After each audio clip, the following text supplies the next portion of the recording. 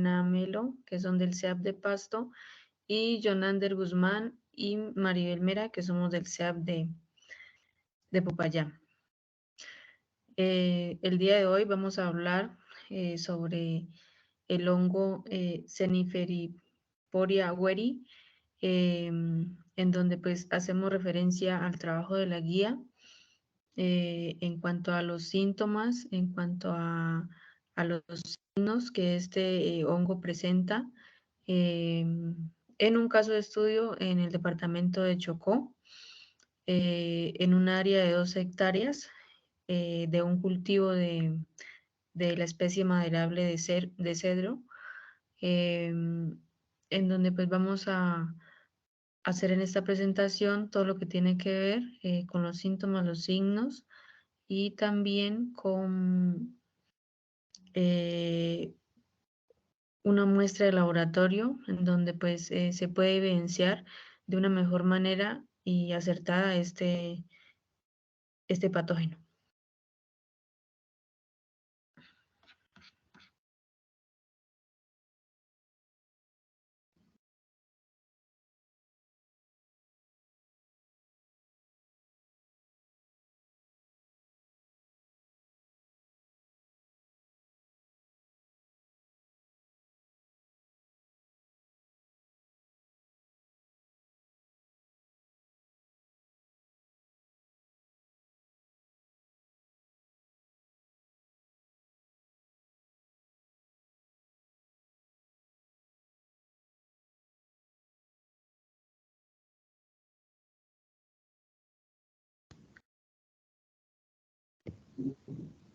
Apenas me cayó.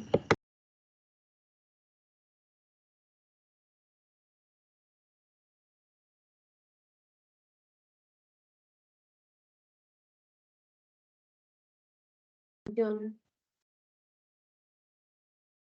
Miramar. Objetivos. Objetivo general. Ejecutar un análisis fitopatógeno de acuerdo al estudio de la problemática pues, ocasionada por el fitopatógeno. Y en cuanto a objetivos pues, específicos, determinar cuáles son los síntomas y signos pues, más comunes y describir de manera teórica aspectos de gran importancia y identificar las diferentes estructuras de reproducción y morfología del fitopatógeno.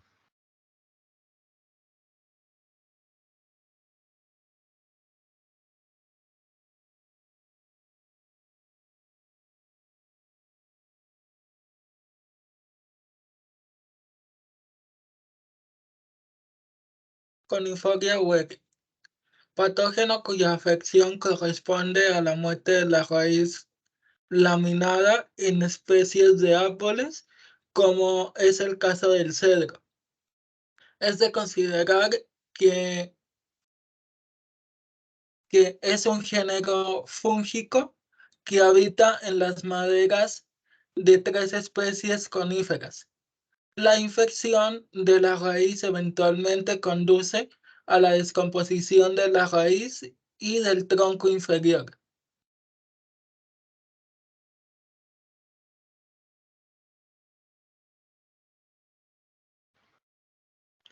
Bueno, en cuanto a los principales síntomas y signos del patógeno, se pueden observar los siguientes.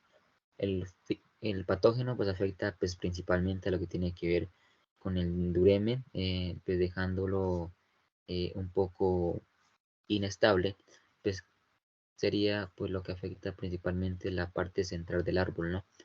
Y el árbol pues enfermo pues se mantiene sano, su follaje pues a simple vista, pero pues el hongo a largo tiempo pues, va ocasionando pues problemas.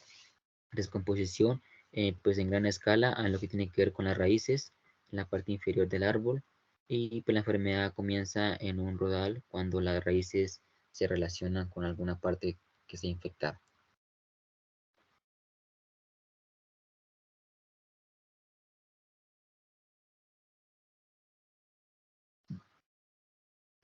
Entre los principales signos se encuentran lo que tiene que ver con el color amarillamiento de las hojas, como lo pueden observar en la figura, manchas significativas en cuanto al duramen, como lo decía anteriormente, que es la parte central del árbol, las manchas marrón en el corte a tope, y por último lo que tiene que ver con los casos extremos, que sería que pues después de haber transcurrido un determinado tiempo, pues el árbol caiga, ya sea por la afectación que se ha tenido del duramen.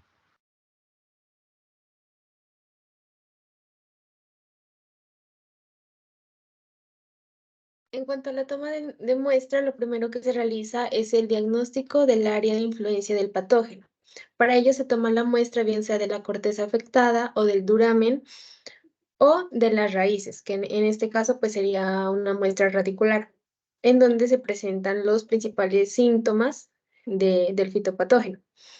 Esta muestra se la debe envolver en bolsas de papel periódico, evitando al máximo su contaminación con agentes externos, y se la debe llenar en una bolsa y para mayor seguridad en una caja de cartón, y de esta manera se la envía al laboratorio. Para ello también es importante evitar el exceso de manipulación y exposición de la muestra al sol y al agua directamente. Y se debe enviar lo más pronto posible al laboratorio. En lo posible el mismo día. Del caso contrario, se debe mantener la muestra a baja temperatura, evitando congelación. En cuanto a los datos que se deben incluir, está el nombre, dirección, teléfono del solicitante, ubicación del cultivo en cuanto a departamento, municipio, vereda, características del cultivo, relacionando especie, variedad, sistema de siembra. También se debe colocar las labores agrícolas que se realizan. Aquí se incluye la aplicación de químicos y productos biológicos, como las condiciones climáticas en cuanto a temperatura, altura, precipitaciones. Y por último, se debe agregar la descripción del problema en cuanto a distribución, época de aparición, antecedentes del problema en la zona.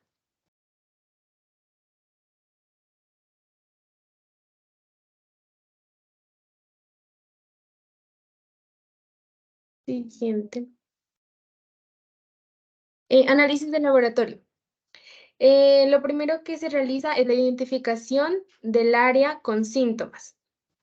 Para ello se toma una muestra aproximadamente de 1 centímetro cuadrado, la cual se lleva a un proceso de desinfección con hipoclorito de sodio al 3% durante 1 a 2 minutos. Luego se debe eliminar el exceso de hipoclorito y se pasan en agua destilada estéril, sumergiendo el tejido en etanol al 70% de 2 a 3 minutos. Seguidamente se realiza la siembra en el agar. Para ello se utiliza medio de cultivo PDA, que es papa, destroza y agar, que se depositan en unas cajas Petri sin humedad. Y esto se desinfecta y sella para luego ser llevada a una estufa de incubación a una temperatura entre 27 a 29 grados centígrados en la oscuridad durante 24 a 48 horas.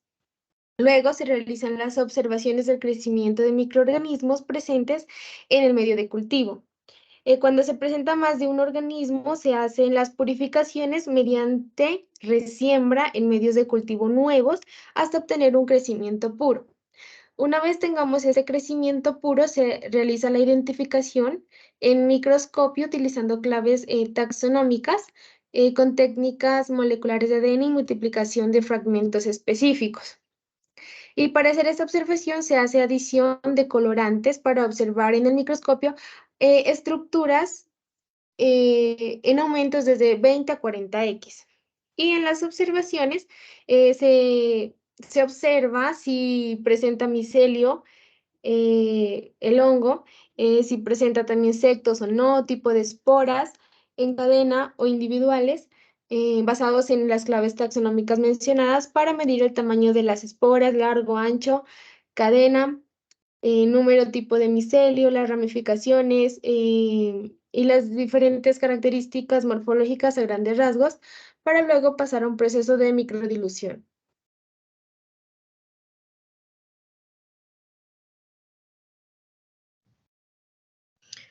Taxonomía. Nombre científico, coniferia weri, nombre común, hongo, producción de las raíces coniferias. del reino fungi, de clase Angoricomicetos, de orden Hymenesoteales, de la familia Emminotechaceae y género Coniferia. Es de considerar que es una de las enfermedades más dañinas, afectando trágicamente a la producción del rendimiento en cuanto al volumen de los árboles comerciales, puesto que afecta de manera directa el adecuado crecimiento y el fortalecimiento del árbol.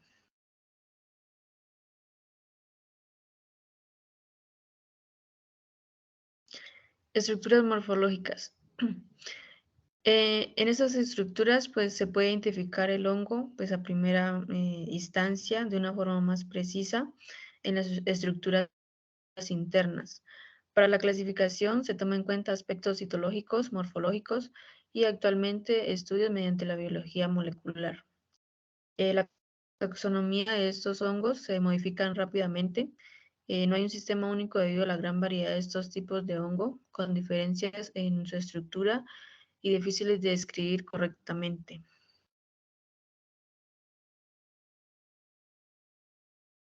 Estructuras reproductivas.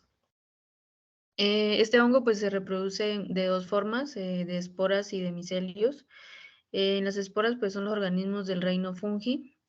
Generalmente pues es hongos y tienen una función reproductiva donde estas pues se liberan a través de las esporas y a través del aire pues y en lugares, condiciones favorables para su reproducción. Estamos hablando de que el estudio de caso es en la región o en el departamento de Chocó, en donde es una de las zonas donde pues llueve mucho y pues por estas condiciones climáticas obviamente el hongo se reproduce mucho más fácil. También son células reproductivas que no se necesitan aparearse con otra célula, por lo tanto se denominan agentes de producción asexual. Por otra parte, pues están los micelios, en donde es una estructura de los hongos con apariencia similar a una raíz, como se puede evidenciar en la imagen. Consiste en una masa de hifas ramificadas y de una textura como de un hilo, las cuales forman parte de la forma vegetativa de estos hongos.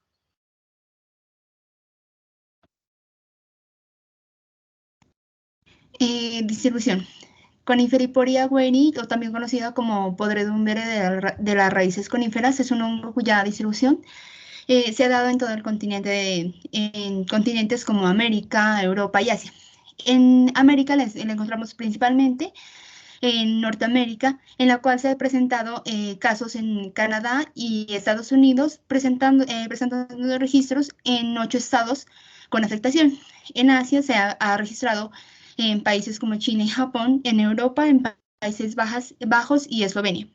Actualmente se ha registrado que aún hay presencias de este hongo en Estados Unidos y Canadá, con una presencia activa y con una distribución restringida.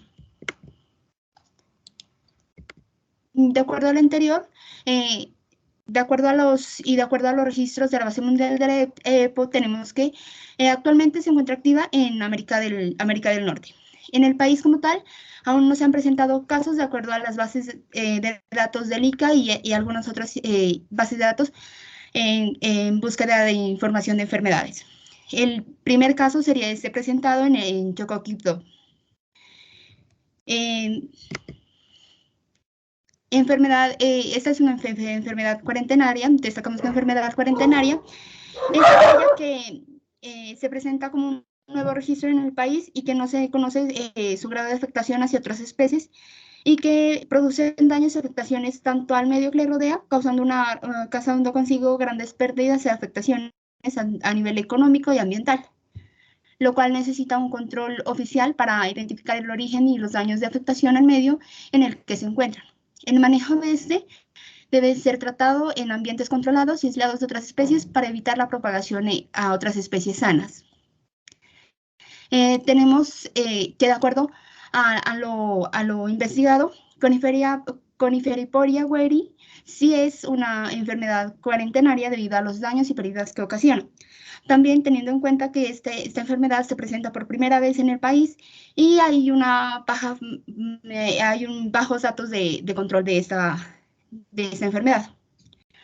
Tenemos en cuenta que su forma de daño en el sistema radicular de los árboles trae consigo afectaciones importantes a los recursos forestales que le rodean, y si bien su forma de afectación es lenta, la manera de afectación representa grandes pérdidas, especialmente a la industria maderera. Como conclusiones, podemos decir que la presencia de Coniferiporia weri en el país representa un reto a controlar. Si bien su propagación, como lo decíamos anteriormente, es lenta, las repercusiones que tiene esta sobre las áreas de cultivo y de cultivos forestales es grande. De ahí que es necesario realizar estrategias claves para su control, donde no se ponga en riesgo a las áreas cercanas al punto de su infección y que dentro de la misma propagación se puedan contrarrestar las pérdidas posibles. El HDM se conoce como un conjunto capaz de usar la madera como un nutrimento. Al tomar como enzimas la lámina y la glucosa de las paredes celulares, de cecitos, hongos, que se conocen como hongos ciclófagos. Es importante También hacer un reconocimiento y diagnóstico asertivo de los síntomas y signos presentes en los árboles maderables, junto con un análisis de laboratorio, ya que esto nos permitirá hacer un manejo y control eficiente sobre la agente causal de la enfermedad presente y evitar así pérdidas en el rendimiento de las plantaciones.